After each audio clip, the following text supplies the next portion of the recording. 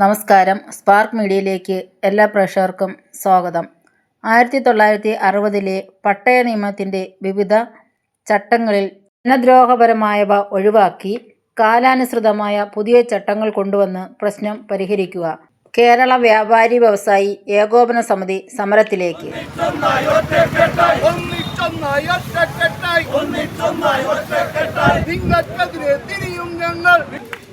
ഈ യോഗത്തിന് സ്വാഗതം ആശംസിക്കുന്നത് ഏകോപന സമിതിയുടെ സമരോജ്വല നായകൻ ഹാജി നജീബ് ഇല്ലത്തുപറമ്പിലാണ്. അദ്ദേഹത്തെ സ്വാഗതം പറയുന്നതിനായി ആദരപൂർവ്വം ക്ഷണിക്കുന്നു.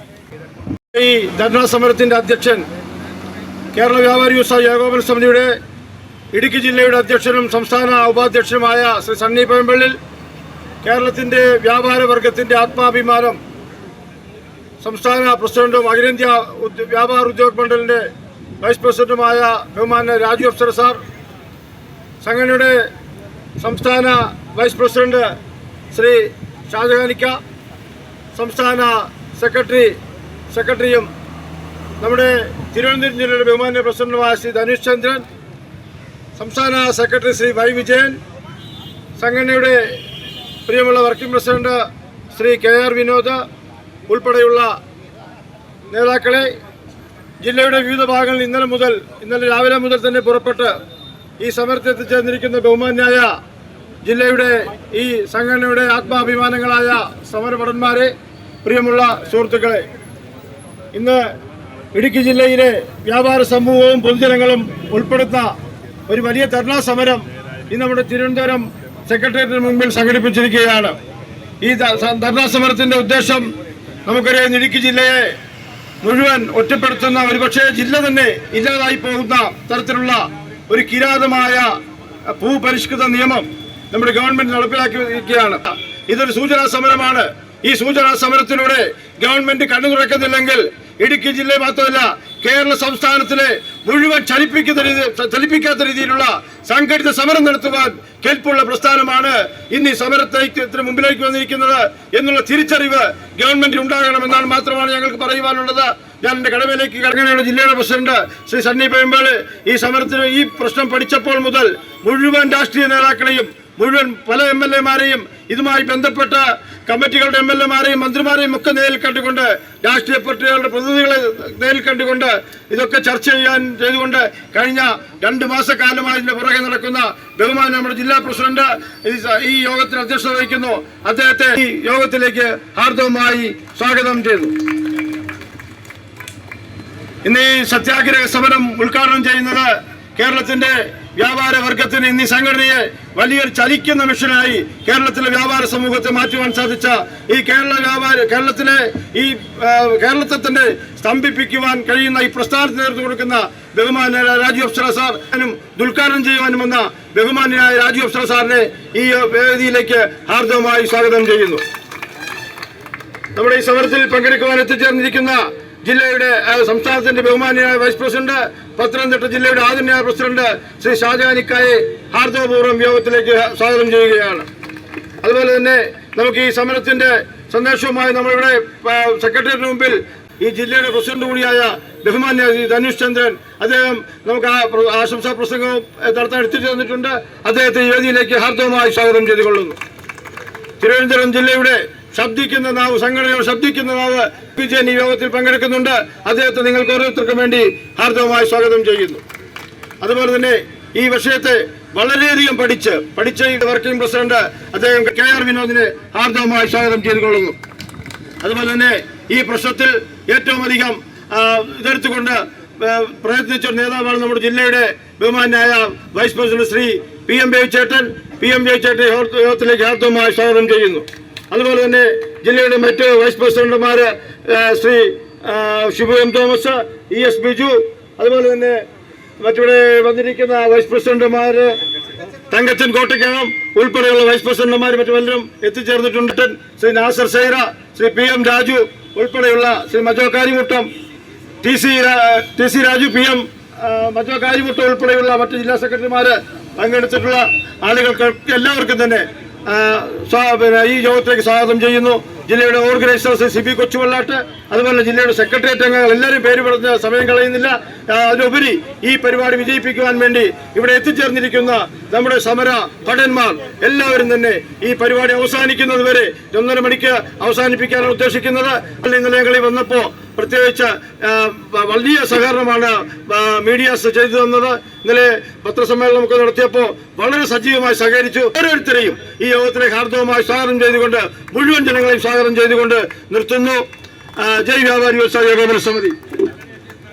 ഈ ധർണാസമരം ഉദ്ഘാടനം ചെയ്യുന്നതിന് വേണ്ടി ബഹുമാന്യനായ നമ്മുടെ സംസ്ഥാന പ്രസിഡന്റ് ശ്രീ രാജു അപ്സര സാർ അവരെ ക്ഷണിച്ചുകൊള്ളുന്നു.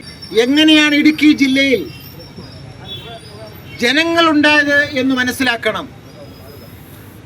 നമുക്കറിയാം, ബഹുമാനായ പറവൂർ TK നാരായണപിള്ള എന്ന തിരുക്കൊച്ചിയുടെ ആദ്യത്തെ മുഖ്യമന്ത്രി, അദ്ദേഹമാണ് 1949-50 കാലഘട്ടങ്ങളിൽ ഗ്രോ മോർ ഫുഡ് പദ്ധതി നടപ്പാക്കിയത്. എന്താ പദ്ധതിയുടെ പ്രത്യേകത?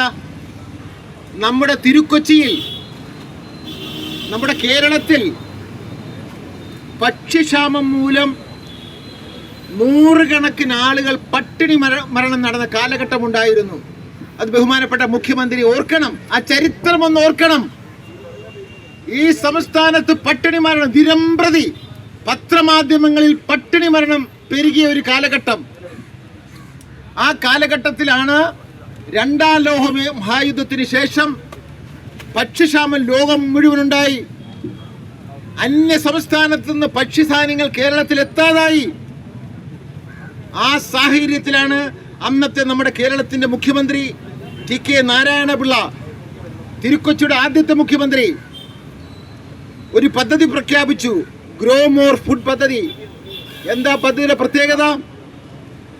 ഇപ്പോൾ നിങ്ങൾ തിരുക്കൊച്ചിയുടെ പട്ടിണി മാറ്റിയാൽ നിങ്ങൾക്ക് തരുന്ന ഈ ഭൂമി എക്കാലവും നിങ്ങൾക്ക് കാലാകാലങ്ങളിൽ നിങ്ങൾക്ക് എന്തൊക്കെ അധികാര അവകാശമാണോ ഒരു ജന്മിക്കുള്ളത് അത് ഉപയോഗിച്ച് നിങ്ങൾക്ക് ഈ ഭൂമി ഉപയോഗിക്കാമെന്ന വാഗ്ദാനത്തിന്റെ പേരിലാണ്. നിങ്ങൾക്കറിയുമോ, 48-49 കാലങ്ങളിൽ പോയിട്ടുള്ള 50 കാലങ്ങളിൽ പോയിട്ടുള്ള എത്രയോ ആളുകൾ പ്രതികൂല കാലാവസ്ഥയിൽ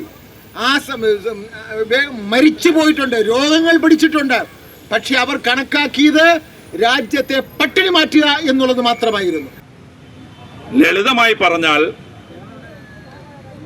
ഈ കേരള സംസ്ഥാനത്തിന്റെ മലമടക്കുകളിലേക്ക്, പശ്ചിമഘട്ട പ്രദേശങ്ങളിലേക്ക് സർക്കാരിന്റെ ആവശ്യങ്ങൾക്ക് വേണ്ടി എന്ന് പറഞ്ഞാൽ കേരള സംസ്ഥാനത്തിന്റെ മൊത്തം പൊതു ആവശ്യങ്ങൾക്ക് വേണ്ടി കുടിയേറ്റിയ മനുഷ്യർ അല്ലെങ്കിൽ കുടിയിരുത്തിയ മനുഷ്യർ, സർക്കാർ പോക്കറ്റ് പണിയും പണിയായുധങ്ങളും നൽകി കുടിയിരുത്തിയ, ഞങ്ങൾ ഇടുക്കി ജില്ലക്കാരുടെ മാത്രം പ്രശ്നമല്ല ഇത്, ഞങ്ങളാണ് ഈ വിഷയം ആദ്യം പൊതുസമൂഹത്തിലേക്ക് കൊണ്ടുവരുന്നത് എന്ന് മാത്രം കണ്ടാൽ മതി. ഇതിൽ നിന്ന് ഭീകരമായ ഒരു നിയമം നിർമ്മിച്ച് ഈ സംസ്ഥാനം ഭീകരമായ കടക്കണിയിലാണ്. ഞങ്ങൾക്കറിയാം, കേന്ദ്ര ഗവൺമെന്റിന്റെ സമ്മർദ്ദങ്ങളൊക്കെ ഉണ്ട്, അതും ഞങ്ങൾക്കറിയാം. പക്ഷെ അതിന് ഇരകളായി അധ്വാനശീലരായ, വളരെ നിയമപരമായ മാർഗങ്ങളുടെ ജീവിതം കരിപ്പിടിപ്പിച്ച ഒരു ജനതയെ ഇരയാക്കുന്നത് അധാർമികതയാണ്. ഏതറ്റം വരെയും ഞങ്ങൾ ഇതിനെ എതിർക്കും എന്ന് പറഞ്ഞുകൊണ്ട് എൻ്റെ സമയക്കുറവുകൊണ്ട് ഞാൻ ഈ വിഷയം അവസാനിപ്പിക്കുകയാണ്. അഭിവാദ്യങ്ങൾ. സർക്കാരിന്റെ നയങ്ങൾ മാറ്റിയില്ല എങ്കിൽ വ്യാപാരി വ്യവസായ ഏകോപന സമിതി എന്ന ഈ സമര സംഘടന വ്യാപാരികൾക്കും ഇവിടുത്തെ പൊതുജനങ്ങൾക്കും വേണ്ടി വളരെ ശക്തമായ സമരം ഏറ്റെടുക്കും എന്ന് മാത്രം പറഞ്ഞുകൊണ്ട് ഈ ധർമ്മസമരത്തിന് ഏകോപന സമിതി തിരുവനന്തപുരം ജില്ലാ കമ്മിറ്റിയുടെ എല്ലാവിധ പിന്തുണയും പ്രഖ്യാപിച്ചുകൊണ്ട് ഞാൻ എൻ്റെ വാക്കുകൾ നിർത്തുന്നു. നന്ദി, നമസ്കാരം. ഈ മലയോര ഗ്രാമത്തിലേക്ക് മലമ്പാമ്പിൻ്റെയും മലഞ്ചെരുവിലെ എല്ലാ പ്രതിസന്ധികളെയും അതിജീവിച്ചു കൊണ്ടുപോയി രാജ്യത്തെ ജനങ്ങൾക്ക് വേണ്ടി കാർഷിക മേഖലയെ പടുത്തുയർത്താൻ പോയ ഒരു വലിയ ജനവിഭാഗത്തെ ഈ 60 വർഷത്തിന് ശേഷം ഇറക്കി വിടാൻ പോകുന്ന ഒരു നിയമനിർമ്മാണവുമായി, അല്ലെങ്കിൽ പഴയ നിയമം പൊടി തട്ടിയെടുത്ത് കൊണ്ടുവന്നിരിക്കുന്നു ഗവൺമെൻറ് എന്നുള്ളതാണ് ഇതിൽ നിന്ന് ഞാൻ മനസ്സിലാക്കുന്നത്. സത്യത്തിൽ ഒരു ആക്ടിനകത്ത് ഒരു റൂളാണ് ഈ ആദ്യം പറയുന്ന ഈ കാർഷിക ഭൂമിയാണെന്നും അവിടെ കൃഷിയും വീടും മാത്രമേ വെക്കാൻ പാടുള്ളൂ എന്ന് പറയുന്ന ആ റൂളിനകത്ത് ഒരു ആക്ട് ഫ്രെയിം ചെയ്താണ് ഇപ്പോൾ ഇവർ ഈ പ്രശ്നങ്ങളുമായി വന്നുകൊണ്ടിരിക്കുന്നത്. ഈ വന്നിട്ടുള്ള നിങ്ങൾക്കെല്ലാം ഇതിന് ഗൗരവം ഉൾക്കൊള്ളാൻ കഴിഞ്ഞിട്ടുണ്ടെന്ന് ഞാൻ വിശ്വസിക്കുകയാണ്. തീർച്ചയായും ഇവിടെ നമ്മൾ ഈ നടത്തിയിട്ടുള്ള സമരത്തിന് എല്ലാ പിന്തുണയും എന്റെ ജില്ലയിൽ നിന്ന്, പത്തനംതിട്ട ജില്ലയിൽ നിന്ന് നൽകിക്കൊണ്ട് ഞാൻ അവസാനിപ്പിക്കുന്നു. നമസ്കാരം, ജയ് ഹിന്ദ്. സമരത്തിൽ അഭിവാദ്യം അർപ്പിച്ച് സംസാരിച്ച പത്തനംതിട്ട ജില്ലയുടെ പ്രസിഡന്റും സംസ്ഥാന വൈസ് പ്രസിഡന്റുമായിട്ടുള്ള പ്രിയപ്പെട്ട എ.ജെ. ഷാജഹാൻ, പ്രിയപ്പെട്ട ധനീഷ് ചന്ദ്രൻ, ശ്രീ വൈ വിജയൻ, പ്രിയപ്പെട്ട വിനോദ്, നജീബ് ഇല്ലത്തുപറമ്പിൽ, PM ബേബി, പ്രിയപ്പെട്ട വൈസ് പ്രസിഡന്റുമാർ, ജില്ലയുടെ മറ്റു ഭാരവാഹികൾ, ഇടുക്കി ജില്ലയിൽ നിന്നും വിവിധ ഭാഗങ്ങളിൽ നിന്നും എത്തിച്ചേർന്നിട്ടുള്ള 540 പ്രവർത്തകർ, യൂണിറ്റിൻ്റെ ഭാരവാഹികൾ എന്നിവരെ പ്രത്യേകമായി മാധ്യമപ്രവർത്തകർ, പ്രിയമുള്ള നാട്ടുകാരെ, ഏകോപന സമിതിയുടെ ഒരു പോരാട്ട രംഗമാണ് ഇപ്പോൾ നിങ്ങൾ കണ്ടുകൊണ്ടിരിക്കുന്നത്. നിയമപരമായി എല്ലാ രേഖകളും വാങ്ങി മുഴുവൻ നികുതികളും അടച്ച് പഞ്ചായത്തിൽ നിന്നും പെർമിറ്റ് വാങ്ങി നിർമ്മിച്ചിട്ടുള്ള കൊമേഴ്സ്യൽ ബിൽഡിങ്ങുകളെല്ലാം 60-ലെ നിയമവും 64-ലെ ചട്ടവും അനുസരിച്ച് പണി പൂർത്തീകരിച്ച ചെറുതും വലുതുമായ എല്ലാ നിർമ്മിതികളും ഒരൊറ്റ നിയമനിർമ്മാണം കൊണ്ട് 2023 കൊണ്ടുവന്ന ഒരു നിയമനിർമ്മാണം കൊണ്ട് ഈ കഴിഞ്ഞ മാസം 27-ാം തീയതി ക്യാബിനറ്റ് പാസ്സാക്കിയ ഒരു ചട്ട ഭേദഗതിയിലൂടെ അനധികൃതമാണ് എന്ന് പ്രഖ്യാപിച്ചു കഴിഞ്ഞു. 10ഉം 60ഉം 65ഉം വർഷമായി നമ്മുടെ കാരണവന്മാർ പണി കഴിപ്പിച്ച് നമ്മൾ അനുഭവിച്ചു വരുന്ന ഇടുക്കി ജില്ലയിലെ എന്നല്ല കേരളത്തിലെ എല്ലാ പട്ടയങ്ങൾക്ക് കീഴിൽ വരുന്ന സകല നിർമ്മിതികളും അനധികൃതമാണ്. അത് ഞങ്ങൾ അംഗീകരിച്ചു കൊടുക്കാം. ഗവൺമെൻറ് പറഞ്ഞത് അനധികൃതമായി തന്നെ ഇരിക്കട്ടെ. അനധികൃതം ആയ ഈ നിർമ്മിതികൾ അധികൃതമാക്കുന്നതിന് വേണ്ടിയാണ്, നിയമപരമാക്കുന്നതിന് വേണ്ടിയാണ് പുതിയ നിയമവും ചട്ടവും കൊണ്ടുവരുന്നത്. അതും ഞങ്ങൾ അംഗീകരിച്ചു. നമുക്ക് വേണ്ടി നമ്മളാൽ തിരഞ്ഞെടുക്കപ്പെട്ട നമ്മുടെ ഗവൺമെൻറ് അല്ലേ, ജനങ്ങൾക്ക് വേണ്ടി ജനങ്ങളാൽ തിരഞ്ഞെടുക്കപ്പെട്ട ജനങ്ങളുടെ ഭരണമല്ലേ ജനാധിപത്യം. ഞങ്ങൾ കുറ്റം ചെയ്തിട്ടുണ്ടെങ്കിൽ ശിക്ഷ അനുഭവിക്കാൻ തയ്യാറാണ്. അപ്പോൾ ഞങ്ങൾ റിട്ടയറായ 1990 മുതൽ 2012 വരെ തഹസീൽദാരായിരുന്ന റിട്ടയറായ ഒരു മനുഷ്യനോട് ഞങ്ങൾ ചോദിച്ചു, ഞങ്ങൾ എന്ത് കുറ്റമാണ് ചെയ്തത്? നിങ്ങൾ തന്ന പെർമിറ്റൊക്കെ അനുസരിച്ചല്ലേ കെട്ടിടം പണിത്? അദ്ദേഹം പറഞ്ഞു, നിങ്ങൾ കുറ്റം ചെയ്തിട്ടില്ല, പക്ഷേ എന്നാൽ പിന്നെ എന്തിനാണ് ഇത് നിയമവിരുദ്ധമായി പ്രഖ്യാപിച്ചതെന്ന് ചോദിച്ചപ്പോൾ പുള്ളി പറഞ്ഞു, അതിനകത്ത് പറഞ്ഞിട്ടുണ്ട് കൃഷിക്കും വാസഗൃഹത്തിനും വേണ്ടി. എങ്കിൽ പിന്നെ നിങ്ങളെന്തിനാണ് പെർമിറ്റ് കൊടുത്തത്? ഞങ്ങൾ പെർമിറ്റ് കൊടുക്കാനുള്ള കാരണം കൃഷിക്കും വാസഗൃഹത്തിനും വേണ്ടി മാത്രം എന്ന് ആ ചട്ടത്തിൽ പറഞ്ഞിട്ടില്ല. അപ്പോൾ അനുബന്ധ നിർമ്മിതികൾക്കും കൂടി എന്ന് ചേർത്തിട്ടില്ലെങ്കിലും കൃഷിക്കും വാസഗൃഹത്തിനും വേണ്ടി മാത്രം എന്ന് പറയാത്തത് കൊണ്ടാണ് ഉദ്യോഗസ്ഥന്മാർ, തഹസിൽദാർമാർ, വില്ലേജ് ഓഫീസർമാർ, പഞ്ചായത്തുകൾ ഇങ്ങനെ പെർമിറ്റ് കൊടുത്തത് എന്നാണ് ആ തഹസിൽദാർ, റിട്ടയർ ആയിട്ടുള്ള തഹസിൽദാർ പറഞ്ഞത്. അപ്പോൾ ഞാൻ ചോദിച്ചു, അപ്പോൾ കുറ്റക്കാരാരാണ്? ഞങ്ങളാണോ, നിങ്ങളെ പ്രതിനിധിക്കുന്ന ഗവൺമെൻറ് ആണോ? ഗവൺമെൻറ്റിന് ആ കാര്യത്തിൽ തെറ്റ് പറ്റിയിട്ടുണ്ട് എന്ന് അദ്ദേഹം പറഞ്ഞു. 2 കോടി രൂപയെടുത്ത് പെനാൽറ്റി അടയ്ക്കണമെന്ന് പറയുന്നത് സത്യം പറഞ്ഞാൽ ഈ ഞങ്ങളുടെ നാട്ടിലെ കള്ളു കുടിച്ചു കഴിയുമ്പോൾ ചേട്ടന്മാർ പറയുന്ന ആ ഭാഷ ഉപയോഗിച്ചാൽ തന്തയില്ലത്തരമാണ്. കള്ളു കുടിച്ചു കഴിയുമ്പോൾ ചേട്ടന്മാർ പറയുന്ന ഭാഷ, ഇത് സണ്ണി വൈമലി പറഞ്ഞ ഭാഷയല്ല. കള്ളൊക്കെ കുടിച്ച് കഴിയുമ്പോൾ ദേഷ്യം വരുന്ന ചേട്ടന്മാർ പറയുന്ന ഒരു ഭാഷ ഞാൻ പറഞ്ഞതേ ഉള്ളൂ. ആ പദം ഇനി ഞാൻ ആവർത്തിക്കുന്നുമില്ല. അതുകൂട്ട് പണി നിങ്ങളെ തെരഞ്ഞെടുത്ത ജനങ്ങളോട് കാണിക്കാൻ പാടില്ലാത്തതാണ് എന്നാണ് ഈ സന്ദർഭത്തിൽ ഞങ്ങൾക്ക് പറയാനുള്ളത്. അപ്പോൾ ഇതൊരു സൂചനാ സത്യാഗ്രഹം മാത്രമാണ്. ഞങ്ങൾ സമരം നടത്തിയ പോലീസുകാർക്ക് പോലും വിഷമിക്കേണ്ട കാര്യമില്ല. കാരണം ഞങ്ങൾ വളരെ ശാന്തമായിട്ട് സമരം നടത്തുന്നു, പിരിഞ്ഞു പോകുന്നു. അതാണ് ഞങ്ങളുടെ സംസ്കാരം. അപ്പോൾ തീർച്ചയായിട്ടും ഈ സമരത്തിന്, ഈ പുതിയ ചട്ട ഭേദഗതിക്കെതിരെ ഇടുക്കി ജില്ലാ കമ്മിറ്റി, ഏകോപന സമിതിയുടെ ഇടുക്കി ജില്ലാ കമ്മിറ്റി ഏതറ്റം വരെയും പോകാൻ തയ്യാറാകും എന്ന് മാത്രം സൂചിപ്പിക്കുന്നു. ഒപ്പം ഞങ്ങൾ നിയമപരമായ പോരാട്ടത്തിനും പോകുന്നുണ്ട്. കോടതി വഴി ഈ ചട്ടഭേദഗതിയെ ഞങ്ങൾ ചോദ്യം ചെയ്യും.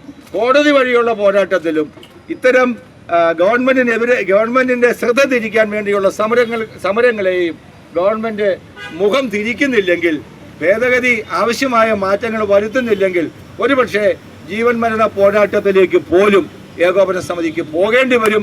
അത് ഈ ജില്ലയിൽ മാത്രമല്ല, ഇടുക്കിയിൽ മാത്രമല്ല, കേരളത്തിലെ മുഴുവൻ ജില്ലകളെയും സംഘടിപ്പിച്ചുകൊണ്ട് ശക്തമായ സമരപരിപാടികൾക്ക് ഏകോപന സമിതി നേതൃത്വം നൽകും എന്ന് മാത്രം സൂചിപ്പിച്ചുകൊണ്ട് ഞാൻ എൻ്റെ വാക്കുകൾ ഉപസംഹരിക്കുകയാണ്. സമരം ചെയ്യുവാൻ തയ്യാറാണെന്നും പ്രഖ്യാപിച്ച ശ്രീ രാജു അഫ്സർ അവരുടെ വാക്കുകൾ കടമെടുത്തുകൊണ്ട് തന്നെ ഞാൻ ആവർത്തിക്കുന്നു. ഇടുക്കി ജില്ലയിലെ നിങ്ങൾ ഓരോ ആളുകളോടൊപ്പം കൈയും മെയ്യും മറന്ന് തിരുവനന്തപുരം ജില്ലയിലെ മുഴുവൻ വ്യാപാരികളും ഉണ്ടാകും എന്നറിയിച്ചുകൊണ്ട് എല്ലാ അഭിവാദ്യങ്ങളും എല്ലാ ആശംസകളും നേർന്നുകൊണ്ട് ഞാൻ എന്റെ വാക്കുകൾ ഉപസംഹരിക്കുന്നു. ജയ് വ്യാപാരി വ്യവസായ ഇത് സംസ്ഥാന വിഷയമാണ്. തിരുവനന്തപുരം ജില്ലയിലെ നെയ്യാറ്റിൻകര താലൂക്കിൽ പള്ളിച്ചൽ വില്ലേജിലുള്ള ദീപു എന്നൊരാൾ ഈ കഴിഞ്ഞ ദിവസം നിങ്ങൾ 2023 അദ്ദേഹം കൊല ചെയ്യപ്പെട്ടു എന്നൊരു വാർത്ത ഉണ്ടായിരുന്നു. മാധ്യമങ്ങൾ റിപ്പോർട്ട് ചെയ്ത വാർത്തയാണ്. ആ വാർത്തയിൽ ഒരു ട്വിസ്റ്റ് ഉണ്ടായത് പിന്നീടാണ്. അത് അദ്ദേഹം തന്നെ അദ്ദേഹത്തെ കൊല്ലാൻ കൊട്ടേഷൻ കൊടുത്തു എന്നാണ്. ദീപു എന്ന് പറയുന്ന ഒരു വ്യവസായി അദ്ദേഹം കൊല്ലാൻ കൊട്ടേഷൻ കൊടുത്ത്, അങ്ങനെയാണ് അദ്ദേഹം മരണപ്പെട്ടത് എന്ന് കണ്ടുപിടിക്കപ്പെട്ടു.